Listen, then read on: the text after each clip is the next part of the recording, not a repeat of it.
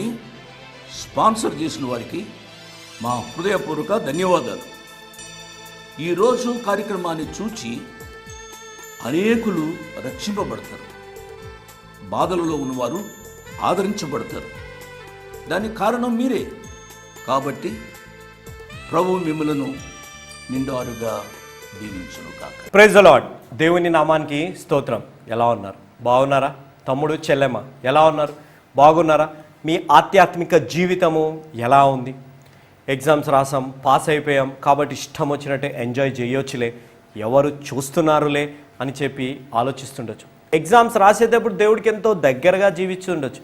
Results వచ్చాయి, మంచిగా రాసాము, మంచి కాలేజీలో అడ్మిషన్స్, స్కూల్లో అడ్మిషన్స్ వచ్చేసాయి కాబట్టి ఇష్టం వచ్చినట్టు జీవించవచ్చులే అని అనుకోవచ్చు. లేదు, ఎవరు చూసినా చూడకపోయినా దేవుడు మనల్ని చూస్తున్నారు.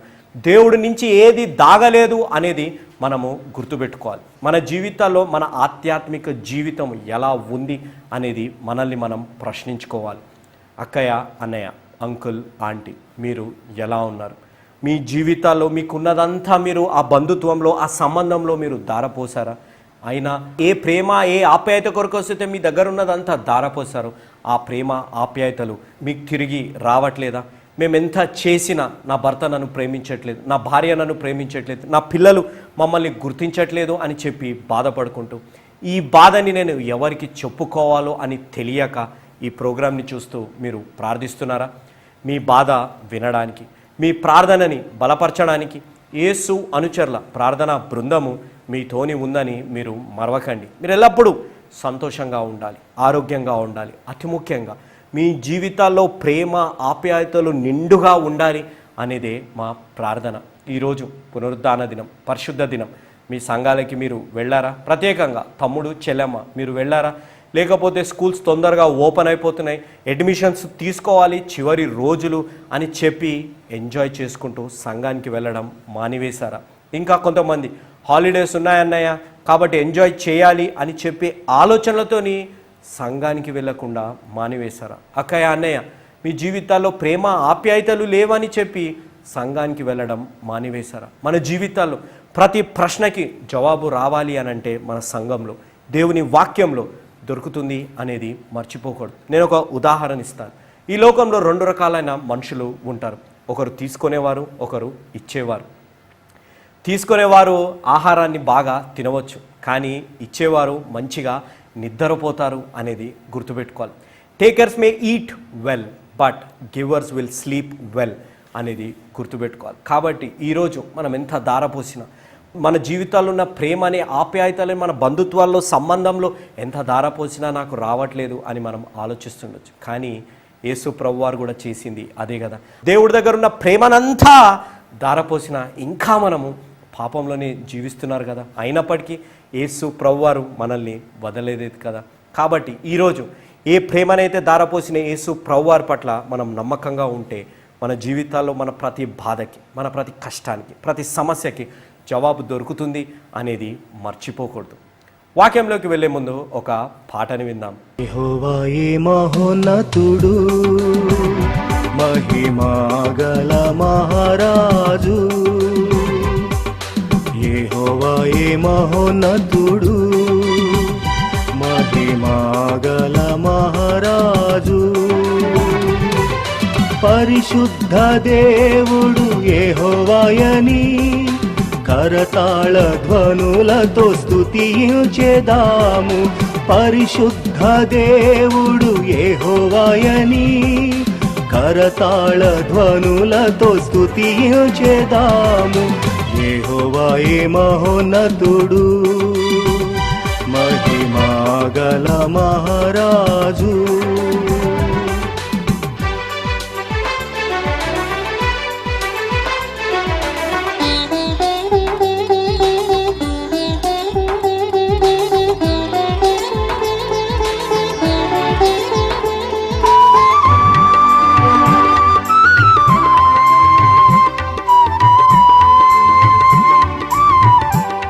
పాట విన్నారు కదా. ప్రార్థన చేసుకుందాం. వీలైన వారు, అతి ముఖ్యంగా యవనస్తులు నాతో పాటు మోకరించి ఈ ప్రార్థనలో ఏకీభవించాలి అనేది నా మనవి. ప్రేమల మా తండ్రి, పరిశుద్ధమైన మా ప్రభువా, ఈ కొద్దిపాటి సమయాన్ని మాకు ఇచ్చారు. మీకు ఎంతో వందనాలు, కృతజ్ఞతలు. చెల్లించుకుంటున్నాం. ఈ పునరుద్ధాన దినాన్ని చూడగలిగే భాగ్యాన్ని మాకు దయచేసినందుకు మీకు ఎంతో వందనాలు. లోకరక్షకుడైన దేవుడి మీద, అదేవిధంగా యేసు అనుచరుల ప్రార్థనా బృందం మీద నమ్మకం ఉంచి పంపించిన ఈ ప్రార్థన అవసరతల కొరకై ప్రార్థిస్తున్నాం. వారి జీవితాల్లో ఎన్నో కష్టాలు, బాధలు, సమస్యలు ఉన్నాయి. చెప్పుడు మాటల వల్ల ప్రభా కుటుంబాలలో విభేదాలు వచ్చేసాయి. ప్రభా చెప్పుడు మాటలు విని ప్రభా అలా బాధపడుతున్న వారికి మీరు విముక్తి దయచేయండి. మీ వాక్యము వారికి వినిపించేలాగిన, మీ వాక్యాన్ని విని మీ వాక్యానికి అనుగుణంగా నడిచేలాగిన వారిని నడిపించండి. అనారోగ్యంతో కానీ ప్రభా ఆర్థిక ఇబ్బందులతో బాధపడుతున్న వారిని మీరు ఆలకించి ఆదరించమని మేము వేడుకుంటున్నాం. అదేవిధంగా ప్రభా ఈరోజు ఈ టీవీ ప్రోగ్రామ్ని స్పాన్సర్ చేసిన పి సుందర్ సింగ్ గారు బాపట్ల నుంచి వారిని, వారి కుటుంబాన్ని నిండుగా దీవించి ఆశీర్వదించమని వేడుకుంటున్నాం. వారొక్కరు ఈ ప్రోగ్రామ్ని స్పాన్సర్ చేయడం ద్వారా కోట్లాది ప్రజలు ఈ వాక్యాన్ని విని రక్షణ పొందే అవకాశం కల్పించినందుకు మీకు ఎంతో వందనాలు. ప్రభా ఈ టీవీ ప్రోగ్రామ్ని చూస్తున్న ప్రతి బిడ్డని పేరు పేరున దీవించి ఆశీర్వదించమని వేడుకుంటూ యేసుక్రీస్తు అతి పరిశుద్ధమైన నామం అడిగి వేడుకున్నాం తండ్రి, ఆమేన్. ప్రార్థనలో నాతో పాటు ఆమెన్ చెప్పిన ప్రతి బిడ్డని దేవుడు నిండారుగా దీవించునుగాక. ఈరోజు నా వాక్య అంశం సహాయం. దీన్ని ఒక వాక్యం ద్వారా బలపరుచుదామా? కీర్తనల గ్రంథం 30వ అధ్యాయం 2వ వచనం. O Lord my God, I cry to you for help and you restored my health. అవును, దేవుడి దగ్గర మొర్ర పెట్టినప్పుడు దేవుడు మన కష్టాలే కాదు మనల్ని స్వస్థపరుస్తారు. ప్రతి సమస్యకి దేవుడు జవాబు ఇస్తారు. ఆయనే మన సహాయము అనేది మనం మర్చిపోకూడదు. ఈ అంశాన్ని నేను వివరించే ముందు ఒక వీడియోని చూద్దాం. ఇక్కడ చూస్తున్న దృశ్యం, ఒక యవనస్తుడు తన స్నేహితుడు ఇద్దరు కలిసి బయటకు వెళ్తున్నప్పుడు రోడ్డు మీద సిగ్నల్ పడి ట్రాఫిక్ జామ్ అయింది. అతని పక్కనే ఒక చిన్న లేన్ ఫ్రీగా ఉంది. ఆ కారు వెనుకనే ఒక అంబులెన్స్ వస్తుంది. అంబులెన్స్ డాక్టర్ మైక్ ద్వారా గట్టిగా అరుస్తున్నాడు, నా ముందున్న కారు కొంచెం దారి ఇవ్వండి, మీరు కొంచెం దారి ఇస్తే ఈ లోపటున్న వ్యక్తికి ప్రాణము అపాయం తప్పుతుంది, అతని పరిస్థితి చాలా విషమంగా ఉంది, ఇది చాలా ఎమర్జెన్సీ అని ఎంతో గట్టిగా అతను మైక్లో అరుస్తున్నాడు. అలా అరుస్తున్నప్పటికీ కూడా ఆ యవనస్తుడు మాత్రం ఆ అంబులెన్స్కి దారి ఇవ్వలేదు.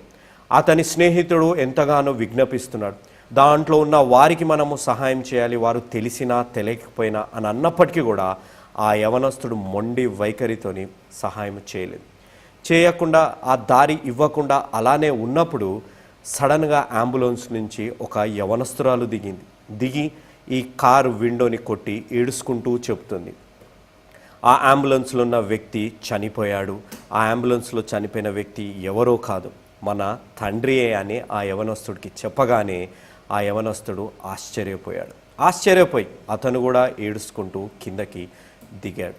అవును, మన జీవితాల్లో మనము తీసుకునే నిర్ణయాలు బట్టే మన జీవిత విధానము ఉంటుంది అనేది మనము గుర్తుపెట్టుకోవాలి. ఆ యవనస్తుడు కానీ నాకు సంబంధము లేకపోయినా నేను అతనికి సహాయం చేయాలనే ఉద్దేశం కలిగి ఉంటే తన జీవితంలో తన సొంత తండ్రిని తాను కాపాడుకునేవాడు. అదేవిధంగా మన జీవితాల్లో అవసరమును బట్టి మనం ఇతరులకి సహాయం చేయకూడదు. నిష్కపటంగా షరతులు లేకుండా ఇతరులకి సహాయం చేస్తే దేవుడు కూడా మనకు సహాయం చేస్తాడు అనేది గుర్తుపెట్టుకోవాలి. దేవుని నామానికి స్తోత్రం. వీడియోని చూశారు కదా. ఈ వీడియోలో ఒక యవనస్తుడు అతని స్నేహితుడితో కలిసి బయటకు వెళ్తున్నాడు. ట్రాఫిక్ జామ్ అయ్యింది, వెనుక అంబులెన్స్ ఉంది. ఆ అంబులెన్స్లో వారు ఎంతగానో గట్టిగా సైరన్ మోగిస్తున్నారు, ఆ మైక్లో అరుస్తున్నారు, మాకు కొంచెం దారి ఇవ్వండి, మేము వెళ్ళాలి, ఇది ఎమర్జెన్సీ అని చెప్పి. అతని స్నేహితుడు అతనికి ఎంత మంచి చెప్పినా వారికి దారి ఇద్దాం, ఇతర ప్రాణాలు ఎంతో విలువైనది మన ప్రాణాలు వలె అని అతని స్నేహితుడు ఎంత మంచి చెప్పినా ఆ యవనస్తుడు వినలేదు. మనం ఎందుకు దారి ఇవ్వాలి, మనకే సంబంధం, మనం ఎందుకు అతనికి సహాయం చేయాలి, మనకే సంబంధం వారితో లేదు కదా అని చెప్పి ఒక నిర్లక్ష్య వైఖరి, ఒక బాధ్యత లేని ప్రవర్తనతోని అతను అక్కడ ఉన్నాడు. అక్కడ ఉన్నప్పుడు ఏమి జరిగింది? ఆ అంబులెన్స్లోంచి ఒక యవనస్తురాలు బయటకు దిగింది, వచ్చి ఆ కారు డోర్ కొట్టింది. ఆ యవనస్తురాలు ఎవరో కాదు, ఆ యవనస్తుడి యొక్క సొంత అక్క. ఆ యవనస్తురాలు ఏడుచుకుంటూ ఆ తమ్ముడి దగ్గరికి వచ్చి, నువ్వు దారి ఇవ్వకుండా ఈ అంబులెన్స్లో వ్యక్తులకి సహాయం చేయకుండా ఉన్నది ఎవరికో తెలుసా? మన సొంత తండ్రికి. నీ వల్ల నువ్వు సహాయము చేయను అని చెప్పి ఒక మొండి వైఖరితోని, ఒక బాధ్యత లేని ప్రవర్తన వల్ల మన తండ్రి ఈరోజు చనిపోయారు అని చెప్పి ఏడుస్తూ చెప్పింది. ఆ యవనస్తుడు కూడా తట్టుకోలేకపోయాడు. నేను కానీ సహాయము చేసి ఉంటే, నేను కానీ సమయంలో నా కారుని నేను పక్కకి జరిపి ఉంటే నా తండ్రి ఈరోజు సజీవుడిగా ఉండేవాడు కదా అని చెప్పి అనుకుని బిగ్గరగా ఏడుస్తూ ఉన్నాడు. అవును, మన జీవితాల్లో కూడా మనం తీసుకునే నిర్ణయాలు బట్టే మన జీవితాల్లో ఉన్న పరిస్థితులు ఉంటాయి. సహాయము అనేది ఎంతో గౌరవమైనది, ఎంతో అత్యున్నతమైనది, ఎంతో పవిత్రమైనది. ఆ సహాయము కానీ మనం చేయగలిగితే ఇతరులు మనల్ని ఎంతగానో గౌరవిస్తారు. ఏ ఆపదలో ఉన్న వారికి మనం సహాయం చేయగలిగితే మనల్ని వారు ఎంతగానో ప్రేమిస్తారు అనేది మనం గుర్తుపెట్టుకోవాలి. కానీ ఆ యవనస్తుడు అలా చేయలేదు. నాకెందుకు, నాకేం అవసరం, నాకేమి వస్తుంది సహాయం చేస్తే అనే విధంగా షరతులతో కూడిన సహాయం కొరకే అతను ఆలోచించాడు. కానీ జీవితం ఒక గుండ్రంగా ఉంటుంది, ఆ చేసిన పనికి ఆయనకి తిరిగి దానికి ఫలితం లభిస్తుంది అనేది మర్చిపోయాడు. ఏ సహాయం అయితే ఆయన చేయలేదో తిరిగి అతనికి వచ్చింది ఏంటిది? సొంత తండ్రిని అతను కోల్పోయాడు. సహాయం అనే మాట మన జీవితాల్లో మనం ఎప్పుడు నేర్చుకుంటాం? చిన్ననాటినప్పుడు మన తల్లిదండ్రులు మనకి నేర్పిస్తారు. ఇతరులు ఆపదలో ఉన్నప్పుడు మనం సహాయం చేయాలి అని చెప్పి వారికి మనకి నేర్పిస్తారు. అవునా? మన ఇంటికి వచ్చినప్పుడు కూడా ఎంతో గర్వంగా చెప్తాం, మమ్మీ ఈరోజు నా ఫ్రెండ్ నాకు ఎంతో సహాయం చేశాడు అని చెప్తాం. అలా చెప్పినప్పుడు ఆ స్నేహితుడికి మన ఇంట్లో ఎంతో గౌరవం పెరిగిపోతుంది. ఎంత మంచివాడండి, ఇతరులకి సహాయం చేస్తాడు అని చెప్పి. అదే యవన కాలంలో ఉన్నవారు, సహాయం చేసే మనస్తత్వం ఉన్నవారు పెద్దగా అయ్యాక ఎందుకు ఆ సహాయం అనే అక్షరాన్నే మర్చిపోతారు. షరతులతో కూడిన సహాయం, అవసరంతో కూడిన సహాయం, లేకపోతే పరిస్థితులు బట్టి ఉన్న సహాయంనే ఎందుకు మనము చేస్తుంటాం. దేవుడు అలా చేయలేదే. యేసు ప్రభువారు ఈ లోకంలో ఏ షరతులు లేకుండా మనకి సహాయం చేస్తానికి, మనల్ని రక్షణలో నడిపించడానికే ఈ లోకంలో వచ్చారు కదా. మనం అందరము పరలోకంలో ఉండాలి, వారితోని సహవాసము చేయాలి అనే ఉద్దేశంతోనే ఇక్కడికి వచ్చారు కదా. ఆయన లాభం ఏమైనా ఉందా దాంట్లో? ఏ లాభము యేసు ప్రభువారికి లేదు. ఉన్నదంతా మనకి. మన జీవితాల్లో మనకి లాభం వస్తుంది. పరిశుద్ధులుగా జీవించడం వల్ల మనం పరలోకంలో ఉంటామని మనకి తెలిసిన, ఇతరులని ప్రేమించి ఇతరులకి సహాయం చేయాలి మనమని మనకి తెలిసిన, మనం ఏం చేస్తున్నాం? ఎవ్వరికి మనం సహాయము చేయం, మనం ప్రేమించము కూడా. మన సొంత తోబుట్టులు, సొంత తల్లిదండ్రులు, సొంత భార్య, సొంత భర్తకి కూడా మనం సహాయం చేయాలి అంటే 100 సార్లు మనము ఆలోచిస్తామే. కానీ దేవుడు అంటున్న మాట, యాకోబు పత్రిక 2వ అధ్యాయం 14వ వచనం నుంచి 16వ వచనం వరకు, నా సహోదరులారా, క్రియలు లేనప్పుడు ఎవడైనను తనకి విశ్వాసము కలదని చెప్పిన ఎడల ఏమి ప్రయోజనము? అట్టి విశ్వాసము అతన్ని రక్షింపగలదా? సహోదరుడైనను సహోదరి అయినను దిగంబరులై ఆనాటికి భోజనము లేక ఉన్నప్పుడు మీలో ఎవడైనను శరీరము కావలసిన వాటికి ఇవ్వక సమాధానముగా వెల్లుడి, చలి కాచుకొనుడి, తృప్తి పొందునిడి అని చెప్పిన ఎడల ఏమి ప్రయోజనము? సొంత తోబుట్టులకి వారి కష్టంలో మనం సహాయం చేయకుండా పర్లేదులే మీరు క్షేమంగా ఉండండి అని అంటే మనం విశ్వాసులమైనా కాదు. మన జీవితంలో మన విశ్వాస జీవితము, క్రియలు ఎలా ఉన్నాయి అనేది మనము ఆలోచించాలి. నేను నిన్ను ఎంతగానో ప్రేమిస్తున్నాను, ఈ లోకంలో ఉన్న వారిని నేను ఎంతగానో ప్రేమిస్తున్నానని యేసు ప్రభువారు అన్నప్పుడు ప్రేమ దగ్గరనే ఆగలేదు. దేవుడు అన్న మాట, for I God so love the world అనే దగ్గరే ఆగలేదు. That's why I gave my only begotten son for you. ఏకైక కుమారుణ్ణి మీ కొరకు త్యాగము చేస్తున్నాను అనేది క్రియారూపకంలో చూపెట్టారు. ఆ వచనం కానీ మనం క్రమంగా చదివితే మొదటి భాగంలో విశ్వాసం, రెండో భాగంలో క్రియ అక్కడ మనకి కనపడుతుంది. అవును, మన జీవితాల్లో మనము అలా జీవిస్తున్నామా అనేది ఆలోచించాలి. విశ్వాసము క్రియారూపకంలో ఉండాలి. యేసు ప్రభువారు మనకి సహాయం చేశారు. పరలోకంకి వెళ్ళాలి అంటే ఒకటే మార్గం, రక్షణ మార్గం. అది కూడా యేసు ప్రభు పట్ల మనం రక్షణ కలిగి ఉండాలి. మనము సహాయం అనే అంశంలో యోనా గారి గురించి మాట్లాడుకుంటున్నాం. యోనా గారికి దేవుడు ఒక ఆజ్ఞ ఇచ్చారు. యోనా గారు దేవుడు ఆజ్ఞ విన్నారు. ఏమి చెయ్యాలో వారు తెలుసు, కానీ వారికి వ్యతిరేకంగా యోనా గారు చేశారు. చేసినప్పుడు యోనా గారు అనుకున్నారు, నేను దేవుడి నుంచి ఎంతో దూరం వెళ్ళిపోతున్నానని. కానీ వారు ఎంత దూరం వెళ్ళినా దేవుడి నుంచి దాగలేరు అనేది వారు మర్చిపోయారు. మన జీవితంలో కూడా పాపంలో మనం జీవించుకుంటూ, లేకపోతే పరిశుద్ధులుగా మనం జీవించుకుంటూ మనం అనుకునేది ఎవ్వరు మనము చూడరు అని. కానీ దేవుడు మనల్ని చూస్తున్నారు అనేది మనము మర్చిపోతుంటాం. దేవుడి నుంచి దూరంగా వెళ్ళిపోయాడు. ఎందుకు వెళ్ళిపోయాడు? అదే యోనా గ్రంథం 1వ అధ్యాయం 3వ వచనం చివరి భాగం మనం గమనిస్తే, he bought a ticket and went on board hoping to escape from the Lord by sailing to Tarshish. ఆయనకు ఒక నిరీక్షణ, నేను తప్పించుకోగలుగుతాను, దేవుడి నుంచి నేను తప్పించుకోగలుగుతానని ఒక నిరీక్షణతోని తర్షీష్కు బయలుదేరాడు. ఎవరైనా దేవుడి నుంచి తప్పించుకోగలుగుతారా? యోనా గారు ఒక ప్రవక్త, దేవుని ప్రేమ తెలుసు, దేవుని వాక్యం తెలుసు, ఏమి చెయ్యాలో తెలుసు, కానీ దేవునికి వ్యతిరేకంగా చేశారు. దేవునికి వ్యతిరేకంగా, మనం దేవునికి అపోజిషన్గా మనం ఏమైనా చేస్తే మన జీవితాల్లో మనం సంతోషంగా ఉండి మనం ఇష్టం వచ్చినట్టు మనం జీవిస్తే దేవుడిని మనం సంతోష పెట్టగలుగుతామా? మన జీవితాల్లో సంతోషం ఉంటుందా? శాంతి సమాధానాలు మన జీవితాల్లో ఉంటాయా? ఒక్కసారి యోనా గ్రంథం 1వ అధ్యాయం 4వ వచనం. అయితే యెహోవా సముద్రము మీద పెద్ద గాలి పుట్టింపగా సముద్రమందు గొప్ప తుఫాను రేగి ఓడ బద్దలైపో గతి వచ్చాను. ఏమొచ్చాయి? గొప్ప తుఫాన్, ఓడ బద్దలైపోయే పరిస్థితి వచ్చింది. ఎందుకు? దేవుడికి వ్యతిరేకంగా. ఏ నినవే పట్టణానికి అయితే వెళ్ళి వారికి సహాయం చేయాలి, మీరు పాపపు జీవితంలో దేవుని తీర్పు ఎలా ఉంటుందని వారికి చెప్పాలి, సువార్త వారికి ప్రకటించాలి. యోనా గారు అలా చేయలేదు కాబట్టి వారి జీవితంలో ఏమొచ్చింది? పెద్దటి తుఫాను వారి జీవితాల్లో వచ్చింది. దేవుని మాటకి విధేయత లేనందువల్ల వారి జీవితాల్లో ఒక పెద్ద తుఫాను వచ్చింది. నా జీవితాల్లో కూడా గమనించుకోవాలి, ఎందుకు ఇలాంటి తుఫాన్లు వస్తున్నాయి, ఎందుకు ఇలాంటి కష్టాలు నా జీవితంలో వస్తున్నాయని మనం ఆలోచించే ముందు మనం దేవుని మాటకి విధేయులుగా ఉన్నామా? మన జీవితాల్లో దేవుని మాటకి మనం వ్యతిరేకంగా జీవిస్తున్నామా అనేది మనము ప్రశ్నించుకోవాలి. మన కష్టాలు రాగానే మొట్టమొదటిగా మనం దేవుణ్ణి ప్రశ్నిస్తామే. ముందుగా ఎందుకు మనల్ని మనం ప్రశ్నించుకోకూడదు? దేవుడు వాక్యం మనకి తెలుసు, దేవుడు మనల్ని ఏమి చేయమంటున్నారో మనకి తెలుసు. కానీ మనము మాత్రం అలా చేయకుండా దేవుడు ఎందుకు ఈ కష్టాలు ఇచ్చారు అని ప్రశ్నించడం మాత్రం ఎంతో సులభమైన పని. అదే యోనా గారు దేవుడు చెప్పిన మాటకి విధేయుడుగా ఉండి అక్కడ కానీ నినవే పట్టణానికి బయలుదేరుంటే వారికి ప్రాణానికి ఏమైనా హాని జరిగేది కాదు. దేవుడు వారితోనే ఉన్నప్పుడు ఎవరికైనా ఏమైనా జరుగుతుందా? రోమాపత్రిక 8వ అధ్యాయం 31వ వచనం ప్రకారము మనం చదివితే, దేవుడు మన పక్షము ఉండగా మనకి విరోధి ఎవరు? యోనా గారు అది మర్చిపోయారు.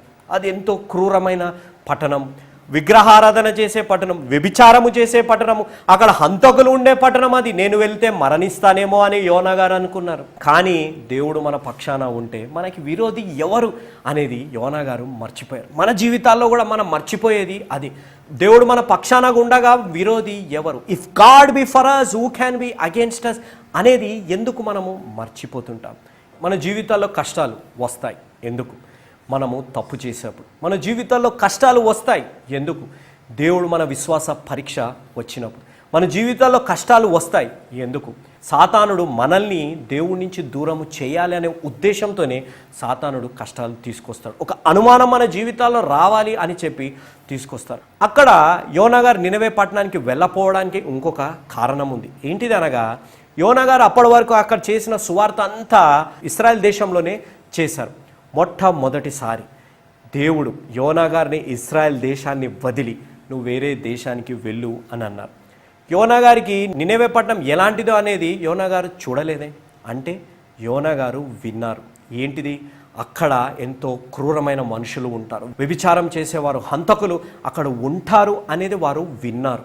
విని దేవుడికి వ్యతిరేకంగా వారు వెళ్ళిపోయారు. దేవుని మాటకి వ్యతిరేకంగా, దేవుడు ఏ ఆజ్ఞ అయితే వారికి ఇచ్చి వారిని చేయమన్నారో దానికి వ్యతిరేకంగా వెళ్ళారు. అంటే ఒక మానవులు చెప్పింది వారు విన్నారు, కానీ దేవుడిది చెప్పింది వారు వినలేదు. అంటే మానవుడి మాటలు నమ్మారు కానీ దేవుడి మాటని వారు నమ్మలేదు. అవును, మన జీవితాల్లో కూడా, కుటుంబాలలో కానీ, వ్యక్తిగత జీవితంలో కానీ, మన వైవాహిక జీవితంలో కానీ ఎందుకు కష్టాలు వస్తాయి? ఎందుకు బాధలు, ఎందుకు సమస్యలు, ఎందుకు విభేదాలు వస్తాయి?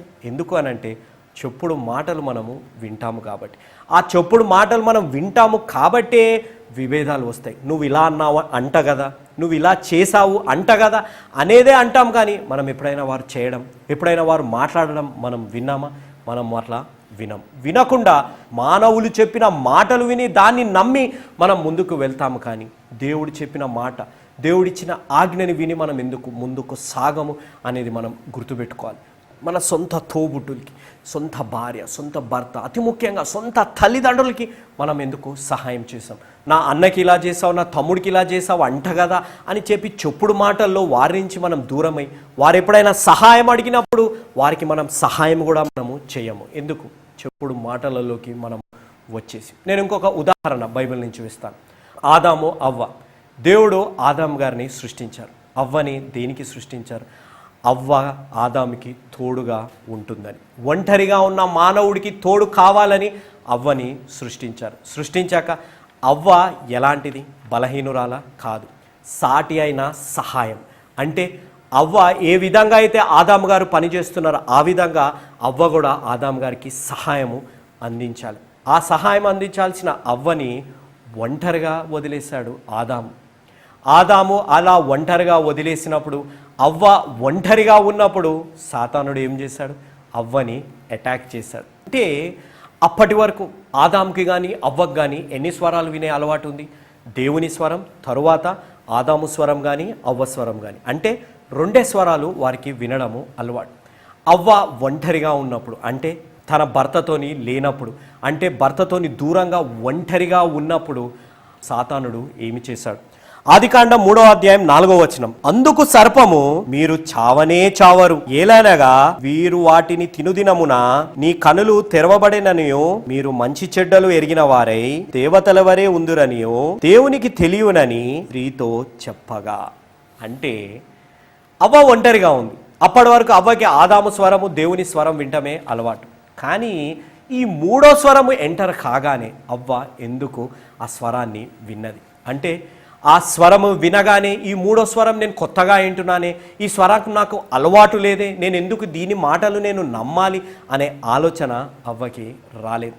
దాని చెప్పుడు మాటలలో అవ్వ వచ్చేసింది. అంటే నువ్వు ఇది తింటే నువ్వు దేవతలాగా అయిపోతావు అని అన్నది అవ్వని. అవునా? అంటే అదొక చెప్పుడు మాట. తిన్నాక దేవత అయ్యిందా? కాలేదే, పాపురాలు అయిపోయింది. అలా చేయడం వల్ల, చెప్పుడు మాటలు విని పాపము చేయడం వల్ల పాపము ఈ లోకంలోకి వచ్చింది. మీరు ఇక్కడ గమనిస్తే దేవుడు ఈ ఫలాన్ని తినకూడదు, ఇది తింటే ఏమి జరుగుతుంది అనేది ప్రతి ఇన్ఫర్మేషన్, అంటే దానికి సంబంధించిన ఇన్ఫర్మేషన్ అంతా ఆదాము గారితోనే మాట్లాడారు. మీరు ఎక్కడ గమనిస్తే దేవుడు అవ్వకి చెప్పినట్టు ఎక్కడ లేదు. అంటే ఆదాము గారు అవ్వకి చెప్పినప్పుడు ఆ అవ్వ దాన్ని పాటించేటప్పుడు మూడో స్వరం వచ్చి అవ్వకి చెప్పేటప్పుడు అవ్వ ఏమి చేసింది? ఆదికాండం 3వ అధ్యాయం 6వ వచనం, ద వుమెన్ వాజ్ కన్విన్స్డ్. అంటే సాతానుడు చెప్పిన మాటలకి అవ్వ కన్విన్స్ అయిపోయింది. చెప్పుడు మాటలకి కన్విన్స్ అయిపోయి పాపము చేయడానికి సిద్ధపడ్డది. అవును, చెప్పుడు మాటలు వినడం వల్ల ఎన్నో కుటుంబాలు నాశనం అయిపోయాయి. ఈ రోజుల్లో కుటుంబ సభ్యులు కానీ, తోబుట్టులు కానీ, రక్తం మంచుకొని పుట్టిన తోబుట్టులు, తల్లిదండ్రులు, భార్య భర్తలు ఎందుకు విడిపోతున్నారు? చెప్పుడు మాటలు విని విడిపోతున్నారు. భార్య గురించి భర్తకి, భర్త గురించి భార్యకి, తల్లిదండ్రుల గురించి పిల్లలకి, పిల్లల గురించి తల్లిదండ్రులకి, తోబుట్టుల మధ్య చెప్పుడు మాటలు విని వాటిని నమ్మడం వల్ల, చెప్పుడు మాటలు నమ్మడం వల్ల పాపము ఈ లోకంలోకి వచ్చింది. చెప్పుడు మాటలు నమ్మడం వల్ల కుటుంబాలలో విభేదాలు వస్తున్నాయి అనేది మనం గుర్తుపెట్టుకోవాలి. చెప్పుడు మాటలు వినడం వల్ల మన సొంత తోబుట్టులకి మనం సహాయము చేయమే. చెప్పుడు మాటలు వినడం వల్ల తల్లిదండ్రులను కూడా మనం చూసుకోమే.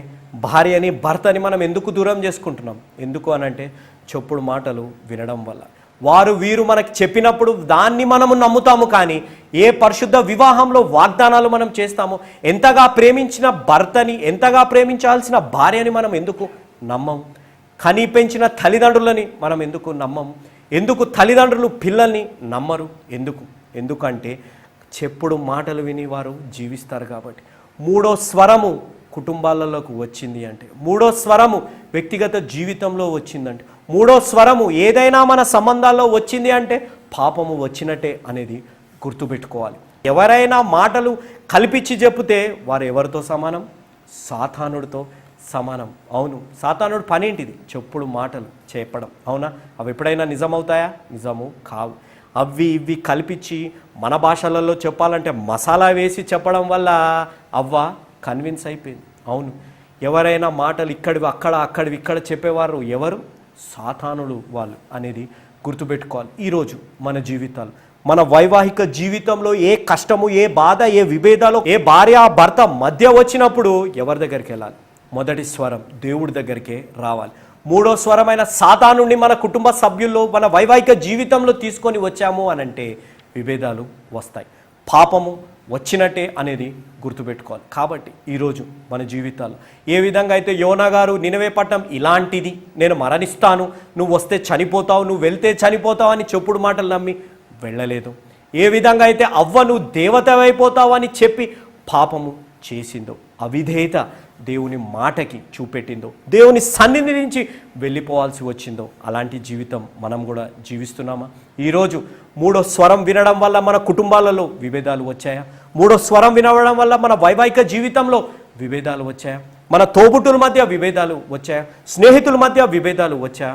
దేవుని స్వరాన్ని మనము నమ్మకుండా ఈరోజు మనం జీవిస్తుంటే, ఈరోజు అలాంటి పాపపు జీవితాన్ని మనం జీవిస్తుంటే, బ్రదర్ నేను సరిదిద్దుకోవాలని ఆశగా ఉంది, బ్రదర్ నా భార్యని నేను దగ్గరికి తెచ్చుకోవాలి, నా భర్తని నేను దగ్గరికి తెచ్చుకోవాలి, ప్రేమ కలిగిన కుటుంబంగా తోబుట్టులు తల్లిదండ్రులు మేము కలిసి ఉండాలి బ్రదర్, ఆ మూడో స్వరాన్ని మా జీవితంలోంచి తొలగించాలి బ్రదర్ అని మీరు ఆశగా ఉంటే ఈరోజే మీ పాపాన్ని మీరు ఒప్పుకోవాలి. ఎప్పుడైతే మీ పాపాన్ని మీరు ఒప్పుకొని దేవుని సొంత రక్షకునిగా అంగీకరిస్తారో మీ కుటుంబాల్లో ఒకటే స్వరం, దేవుని స్వరాన్ని మనం వింటాం, దేవుని మాటని మనం నమ్ముతాం.